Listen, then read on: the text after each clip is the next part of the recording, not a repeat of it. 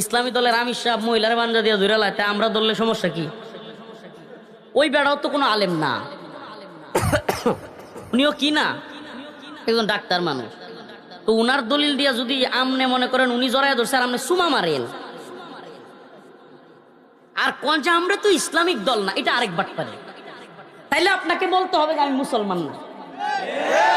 আপনি যদি দাবি করেন যে আমি মুসলমান, তাইলে আমনেরও এই বেপরদার কাজগুলো বাদ দিতে হবে। আর না পারলে হুদায় একজন আর একজনের গুতাগুতি করেন না, রাজনৈতিক গুতাগুতি বাদ দিয়া কোন যে আমরা সব গণতন্ত্র ধর্মের লোক, আমরা গণতন্ত্র ধর্মে ইসলামের বাহিরে সব জায়েজ। আল্লাহ মাফ করো, গায়ে লাগলে কিছু করার নাই, কিন্তু আমাদেরকে বলতে হচ্ছে ভাই। আজকে ইউ প্রতিনিধি মানে ইউরোপীয় ইউনিয়নের প্রতিনিধি, এরা জামাত ইসলামের সাথে একটা বৈঠক হয়েছে। ওই বৈঠকে তারা প্রশ্ন করতেছে জামাত ইসলামকে যে তোমাদের সংসদীয় আসনে তোমরা যে প্রার্থী দিছ এখানে তো নারী নাই, কি কয় নারী নাই।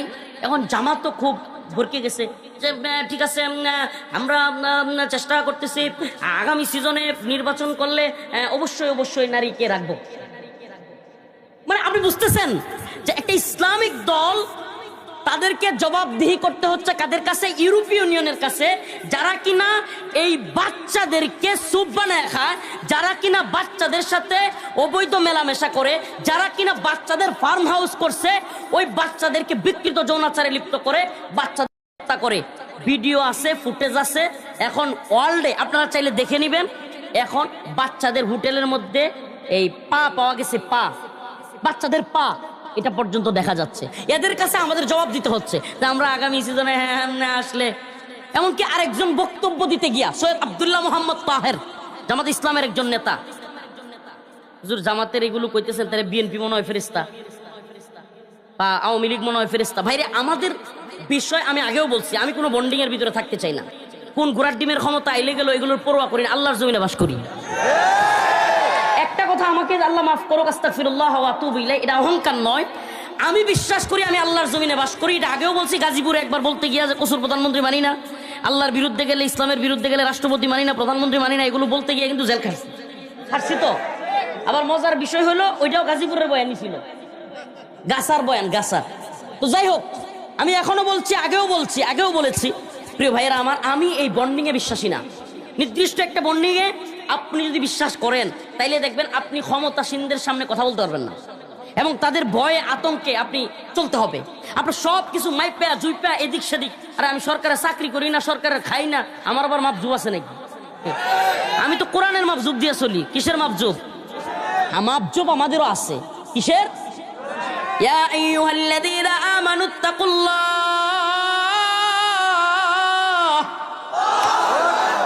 ওয়াকুলু কওলান সাদীদা। আমাদের আল্লাহ মাফ করুক, আস্তাগফিরুল্লাহ, আমরা গুনাহগার, তবুও আমাদের মধ্যে, মুমিনদের মধ্যে আল্লাহর ভয়টা অন্তত আছে। আল্লাহর ভয় যাদের মধ্যে আছে, এরা তো এমনি চুরি করবে না, ছিনতাই করবে না, রাহাজানি করবে না, দুর্নীতি করবে না, সাদাবাজি করবে না, টেন্ডারবাজি করবে না, ঘুষ খাবে না, সুদ খাবে না। কারণ কি? দুনিয়ার আদালতে বিচার হইব এই জন্য, নাকি আল্লাহর ভয়ে? সুবহানাল্লাহ। কিসের ভয়ে? আল্লাহর ভয় যাদের আছে, এদেরকে অন্য ভয়ের কোনো দরকার আছে? সুবহানাল্লাহ। অন্য ভয় তো এগুলো আমরা জানি, রাষ্ট্রীয় আইন, পকেটে কিছু মেরে দিলে সব শেষ। পৃথিবীতে সবচাইতে বড় দুর্নীতিবাজ, সবচাইতে বড় ক্ষমতাসীন, পৃথিবীতে সবচাইতে বড় ভণ্ড, সবচাইতে বড় নেতা, এটা কিয়ামতের আলামত। এটা কিয়ামতের আলামত, প্রিয় ভাইরা আমার। এই জন্য নির্দিষ্ট কোনো দল বিষয় না, এখানে আমাদের দল কোনো বিষয় না। কিন্তু আমার প্রশ্ন হচ্ছে যে এই দেশের একজন ইসলামপন্থী দলের লোক, ওনাকেও বলতে হচ্ছে যে ওনাকে দূতাবাসে সৈয়দ আব্দুল্লাহ মোহাম্মদ তাহের সাহেবকে প্রশ্ন করছিল, ওনার নিজের বক্তব্য, দেখেন আমার কোনো বক্তব্য না। উনি বলতেছে যে আমাকে প্রশ্ন করছিল তোমাদের সাথে তো মৌলবাদীরা আছে, তোর মনে হয় তোমরা কেন রাখছো মৌলবাদীদেরকে? সে ওখানে গিয়াও, জি স্যার, হ্যাঁ আমরা তো স্যার ওদেরকে ভালো করার চেষ্টা করতেছি। আরে জবাব দেয়, মানে আল্লাহরে প্রভু না মাইনা আমরা এই আমেরিকা এবং পশ্চিমকে প্রভু মানতেছি। আপনি দেখেন এই কালচারটা কিন্তু জামাতে ইসলাম না, কিংবা এনসিপি না, আওয়ামী লীগ, বিএনপি বা যত পার্টি আছে, এই সবগুলো এই গণতান্ত্রিক পার্টি এই আব্রাহাম লিঙ্কনের এই সিস্টেম মেনে, জর্জ রুশোর এই সিস্টেম মেনে ওদেরকে প্রভু মাইনাই চলে। এরা কিন্তু আল্লাহরে প্রভু মানে না। মানে আল্লাহরে যদি প্রভু মানতো মদের লাইসেন্স দিতে পারতো। কথা বুঝেন নাই? আল্লাহকে যদি কেউ প্রভু মানে সে কি রাষ্ট্রে ক্ষমতা পাইয়া মদের লাইসেন্স দিবে? কারণ আল্লাহর হুকুম কি? ইন্নামাল খামর ওয়াল মাইসির ওয়াল আনসাব রিজসুম মিন আমালিশ শাইতান। যে মদ জুয়া এগুলো হলো শয়তানের কাজ, এগুলো মুমিনের কাজ না। মুমিন এগুলো করতে পারে না, এগুলো তার জন্য হারাম। বেশ, আল্লাহ বলছে আহাল্লাল্লাহুল বাই' ওয়া হাররামার রিবা, ক্রয় বিক্রয় হালাল, সুদ কি? আর এখন সুদ হারাম না? সুদের অগ্রণী ব্যাংক, রূপালী ব্যাংক, সোনালী ব্যাংক, আরো যত ব্যাংক আছে সব বৈধ। আচ্ছা বলেন, যদি কেউ কয় আমি আল্লাহর গোলাম, আল্লাহরে প্রভু মানি, তাইলে সে কি রাষ্ট্রীয় ক্ষমতায় গিয়া সুদকে বৈধতা দিবে? তাইলে কি বোঝা যায় যে এরা আসলে আল্লাহর গোলামিটা করে না। এরা হলো বুড়ের আগে সব দলই, এই যে কয় না যে রনি ভাই তো একদিকে কয়ে গেল গা, ধর্ম ব্যবসা এখন সবাই করে। ধর্ম ব্যবসায়ী এদেশে সব। এই দেখবেন যে আওয়ামী লীগ কোন, বিএনপি কোন, জামাত কোন, বা যেই দলই কোন, নির্বাচনের আগে দেখবেন কেউ বলতেছে মদিনা সনদের কথা, মদিনার ইসলামের কথা। আরে মিয়া, মদিনার ইসলামে কি বেপরদা আছে নাকি? আপনার দল যে বেপরদায় চলাফেরা করতেছে, মহিলারা বুট চাইতেছে, এটা কোন ধরনের ইসলাম? মহিলারা ওয়ার্ক করতেছে, বেহায়াপনায় ঘুরতেছে। শুনেন শুনেন শুনেন বলি তো, বাটপার এটা তো সব দিকে ইসলামের নামে এই জাতিকে ধোঁকা দেয়া। আমাকে আপনি বলেন, আল্লাহর বিধান ফরজ, পর্দার বিধান আল্লাহ ফরজ করছে না অন্য কেউ? ওয়াকরনা ফি বুয়ুতিকুন্না ওয়ালা তাবাররাজনা তাবাররুজাল জাহিলিয়াতিল উলা, এটা কি আমার কথা না আল্লাহর কথা? তা আল্লাহ পর্দার বিধান দিয়েছেন। আমাকে বলেন, শেখ হাসিনা পর্দা না করলে পর্দার বিধান উঠে যাবে? বেগম জিয়া মারা গেছেন, উনিও যদি পর্দা না কইরা থাকেন, করেন নাই, তাইলে পর্দার বিধান কি বাংলাদেশে রহিত হয়ে গেছে?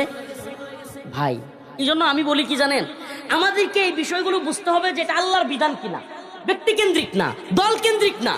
যদি আল্লাহর বিধান হয়, তাইলে আমি যদি আল্লাহর গোলামি দাবি করি যে আমি আল্লাহর গোলাম, আল্লাহর ইসলাম চাই, রাসূলের ইসলাম চাই, আমি অমুকের তমুকের ইসলাম চাই না, আল্লাহর কোরআনের কথা তো অন্তত মানতে হবে। আপনি পর্দার বিধান লঙ্ঘন করতেছেন। আপনি বলেন হুজুর, আমি আমার ভাই আসিফ আদনান, তার একটা বই মুক্ত বাতাসের খুঁজে, এটা পড়ে আমার একটা আইডিয়া হয়েছিল। এমনি তো আমি এগুলো নিয়ে অ্যানালাইজ করার বা জানার চেষ্টা করি। যেই ছেলেটা, আল্লাহ মাফ করুক, ফর্ন ইন্ডাস্ট্রিতে আসক্ত, গভীরে যাব না, জাস্ট টাচ করে যাব, বুঝবেন, বুঝে নিবেন। ওই ছেলেটা আল্লাহ মাফ করুক, প্রথম দেখবে সে সফট, মানে সে মনে করেন নর্মাল কি এমন নর্মাল যে সে মনে করেন যে বলবে যে এটা একটা আবেগী ভিডিও কিংবা সে রোমান্টিক ভিডিও মনে করে, সফট যে ফর্ম, এগুলা সে দেখা শুরু করবে। নাউজুবিল্লাহ। একটা পর্যায়ে তার ওগুলোতে আর তার হরমোনের গ্রোথ বাড়বে না, কিংবা তার মজা কিংবা আনন্দ, তার মধ্যে উত্তেজনা তৈরি হবে না। দেখেন, আমি আবারও বলছি, আমি খোলামেলা বলতে পারবো না, কিন্তু আপনাদেরকে বোঝানোর জন্য, এই মহামারী থেকে এই জাতিকে বাঁচানোর জন্য, এই যুব সমাজকে বাঁচানোর জন্য আমাকে এতটুকু বলতেই হচ্ছে। মাফ করবেন আমাকে। একটু কিছুদিন পর তার মধ্যে তার যে উত্তেজনা কিংবা তার মধ্যে যে হরমোনের ইয়াটা, এটা হবে না। কিছুদিন পর সে আরেকটু খোলামেলা দেখতে চাইবে। চলে গেলে আপনারা চলে যেতে পারেন। কিছুদিন পর সে কি দেখবে, তার এই উত্তেজনা তৈরি করবার জন্য আরেকটু হার্ড দেখবে। এরপর তার ওইটাতেও আর হবে না, নাউজুবিল্লাহ। এরপর সে আরো হার্ড দিকে চলে যাবে। এমনকি ওদের ব্যাপারে জানা যায় যে হার্ড দেখতে দেখতে সে একটা পর্যায়ে, নাউজুবিল্লাহ, না সমস্যা নেই, একটা পর্যায়ে সে আপনার এক থেকে একাধিক, নাউজুবিল্লাহ, এক থেকে একাধিক, আমি আর গভীরে যেতে পারতেছি না, কথা বুঝতেছেন? তার উত্তেজনা তৈরি করবার জন্য কিংবা তার খায়েশাত তৈরি করবার জন্য কিংবা তার মনকে খুশি করবার জন্য এক থেকে একাধিক কিংবা সংঘবদ্ধ র‍্যাপ ওগুলো দেখতে শুরু করবে বা ওগুলো করতে শুরু করবে। নাউজুবিল্লাহ। আমাদের সমাজে বিকৃত যৌনাচার বাড়তেছে কেন জানেন? এই আমেরিকার ফর্ন ইন্ডাস্ট্রির কারণে। পুরা পৃথিবীতে আমেরিকা এত বেশি ফর্ন ইন্ডাস্ট্রির মায়াজাল তৈরি করছে, যেই মায়াজালে একবার যার চোখ পড়ছে, নাউজুবিল্লাহ, সে এটাতে আবদ্ধ হয়ে গেছে। এবং এটা এমন লেভেলে গেছে যে আস্তে আস্তে সে হার্ড কোরের দিকে যাবে, নর্মালটাতে তার কাজ হবে না। এক পর্যায়ে আসিফ আদনান ভাইয়ের বই পাওয়া গেছে, বা আরো যারা এগুলো নিয়ে একটু গবেষণা করেন, ডাক্তার, ওনারা বলেছেন, নাউজুবিল্লাহ, এক পর্যায়ে পায়ু পথে, তারপরে মৃত ব্যক্তির সাথে পর্যন্ত এরা, এই অশ্লীল লোকেরা, বিকৃত লোকেরা শান্তি পায় না। তো এটা বুঝার জন্য বলি, আপনি যত বেশি আল্লাহর দিকে ঢুকবেন না, সুবহানাল্লাহ। মনে করেন আপনি আজকে একটু কোরআন তিলাওয়াত করছেন, কি করছেন? কোরআন তিলাওয়াত করছেন। আপনি দেখবেন ওই দিন যেদিন কোরআন তিলাওয়াত করছেন ওই দিন আপনার নামাজ পড়তে ইচ্ছে হইতেছে, সুবহানাল্লাহ। না আমি বুঝাইতে পারতেছি কিনা, যে আপনি যেদিন কোরআন তিলাওয়াত করছেন ওই দিন আপনার নামাজ পড়তে ইচ্ছে হইতেছে।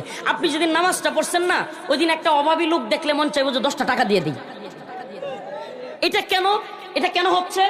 আপনি যখন আল্লাহর দিকে ছুটছেন, আস্তে আস্তে আপনাকে আল্লাহ পাক একটা থেকে একটা ভালো কাজের দিকে নিয়ে যাবেন। তেমনি ভাবে আপনি যখন শয়তানের দিকে ছুটা শুরু করবেন, একটার পর একটা খারাপ কাজ আপনার মধ্যে হইতে থাকবে। এবং এমনকি যে আপনার কাছে তখন ছোট্ট খারাপ কাজগুলো, মনে করেন আপনি একদিন চাচারে গালি মারছেন। কারে গালি মারছেন? চাচারে গালি মারছেন, চাচার সাথে উগ্র আচরণ দেখাইছেন। কিছুদিন পরে আর চাচারে উগ্র গালি দিয়ে আপনি মজা পাবেন না, এরপরে বাপেরে দিতে মন চাইবে। আমি তাত্ত্বিক আলোচনা করলে আমি দেখছি যে শ্রোতা থাকে না। রাজনৈতিক কথাবার্তা বললে, একটু জজবাতি কথাবার্তা বললে শ্রোতা থাকে। বাংলাদেশের শ্রোতাদেরও কালচার বাজে। শ্রোতারা মনে করেন এই দেশে, আমাদের বাংলাদেশের শ্রোতাদের অবস্থা হলো, কেউ আসে সুর শুনতে, কেউ আসে হুজুর এতক্ষণ হয়ে গেল আপনার বয়ানে একটা তাক বিড়ি দিতে পারলাম না, আবার কয় ঠিক। ভাইরে এই বাস্তবতাটা কত জরুরি এটা জানা যে কত বেশি জরুরি যুবকদের।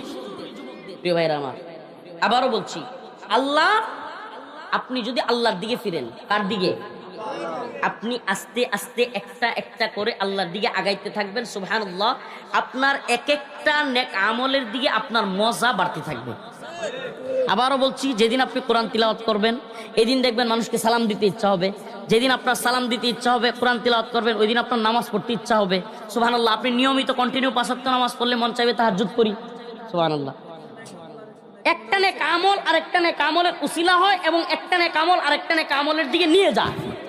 তেমনি ভাবে একটা গুনাহের কাজ, একটা খারাপ কাজ, একটা জঘন্য কাজ আরেকটা জঘন্য কাজের দিকে নিয়ে যায়।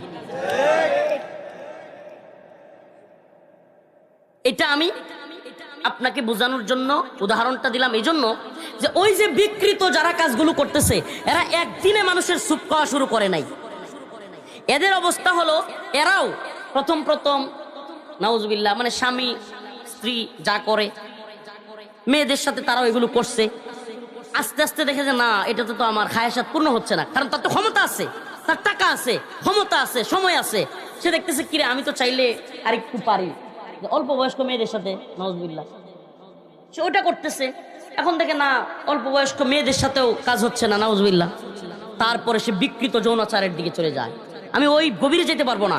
এক পর্যায়ে এরা, এই বিকৃত মস্তিষ্কের মানুষরা, এই প্রভাবশালীরা এক পর্যায়ে মৃত ব্যক্তিদের সাথে পর্যন্ত এই কাজ করে। এমনকি ছোট ছোট বাচ্চাদের সাথে, এমনকি ছোট ছোট বাচ্চারা যখন কান্না করে, চিৎকার করে, ওরা তখন ওই চিৎকারেও আনন্দ পায়, নাউজুবিল্লাহ। আপনি, আমি, আমরা যারা আল্লাহর বান্দা, আল্লাহর গোলামি করি, মাঝে মাঝে কোনো মানুষ মনে করেন রাস্তার পাশে শুয়ে আছে, গরিব মানুষ, তারে 10টা-20টা টাকা দিলে, একটু মাথা হাতে দিলে আমাদের মধ্যে একটা আনন্দ ফিল করি না? ফিল করেন কি করেন না?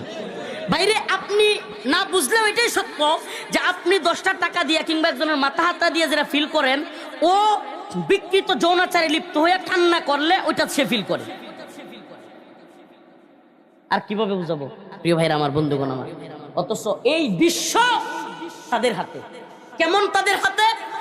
প্রিয় ভাইরা আমার, বন্ধুগণ আমার, এই যে পৃথিবী, এই যে পৃথিবীর যে স্ট্রাকচার বা পৃথিবীর এই তথাকথিত যে সমস্ত প্রভাবশালী, এদের কথায় আমাদের দেশও নাচে লাফায়। এদের কথায় আমাদের দেশের দলের নেতারাও চুপ থাকে কিংবা কথা বলে।